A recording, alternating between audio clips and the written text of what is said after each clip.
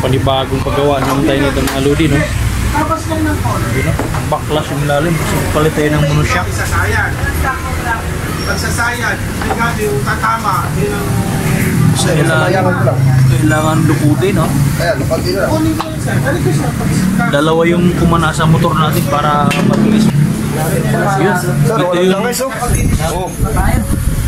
Ito yung shock ko, no? Ano to? 11 years na to bago ko napalitan. Dito pa dadaanin ulit.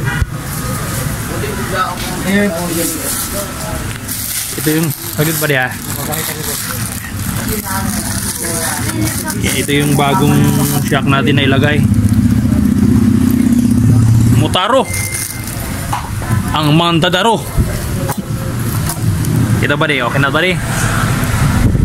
Shoutout naman dyan ba di? Shoutout mga bossing. Yan, mga bossing daw. Shoutout daw. Sino mga bossing dyan? Shoutout.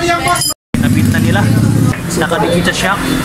Baka ipa-machine pa. Buti hindi naman. Isang tulak lang natanggal na yung tornilyo na wala. Saka na. Nasa yung ngayon? Hindi, kumapit doon sa may shock. Pihitin mo. Ito yung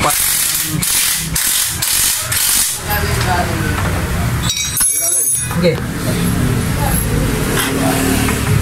Ang tagal na yan ba di? Isipin mo, 11 years yan bago napalitan ng shock na yan. Kabila pala naka-virgin, no? Oo. Kasi tornilyo. Lagi mo yung tornilyo ilalim. Hindi, nat nga lang na sa akin eh. Diba pinalo ko sa'yo, yun, no? Tabi ng 14. Kasi sa ilalim kasi nabutas na yung ilalim natin dito. Kaya umaalog-alog, pag tumama ng lubak, lalong lumaki yung butas. Kaya binila na natin ng shock. Ulitin ko, 11 years bago tayo nagpalit ng shock. Moon shock! Rider 150! Wait lang, kasi na ba rin naman? Ang kumana sa motor natin, no, si Bunso at saka si Marvin. Yan, mabilis lang pala to kumana itong mga tao na to. Iba talaga pag mga master na. Kunting pitik na lang, tanggal na. Di ba ba de? Yes, daddy. Yes, daddy. Backlash yung motor natin, backlash. Mahirap pala ba de pag isa lang kumana nito ba de? Oo, mahihirapan. Kailangan magtawag ka talaga ng taga-barangay magpahawak nito. Shoutout mo yung shop namin, sir. Dilaki, motor shop. Ayan mga buddy, ito yung mga bumabanat sa motor ko, no? Dito lang kayo sa Dilaki Motor Shop, Caloocan. Yan, pag kumaka na itong isa, parang ano, Scout Ranger pag sumisipat. Tama ba rin? Tama, sir. Tama. Napatawa yun.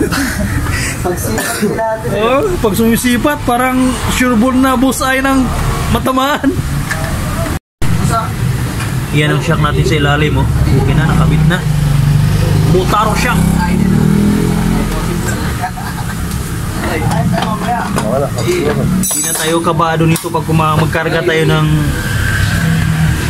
mabigat-bigat dito kasi dati parang yung bigat ng karga ko parang halos di na ako hihinga eh. Para lang hindi lang sasayad yung palodo ko sa likod. Yan na, binalik na yung mga clearance natin ng motor natin, oh. Mga lodi, nakabili na tayo ng shock absorber ng Rider 150. Ulitin ko, no, ang sabi ng Gagamra, 11 years bago tayo nagpalit ng shock absorber. Okay naman yung play ng shock absorber, no? Mga lodi, hanggang dito na lang mga lodi. Paki-subscribe sa YouTube channel ni Gagamra at sa mga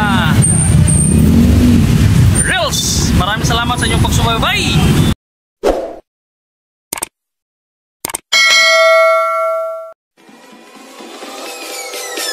Peace.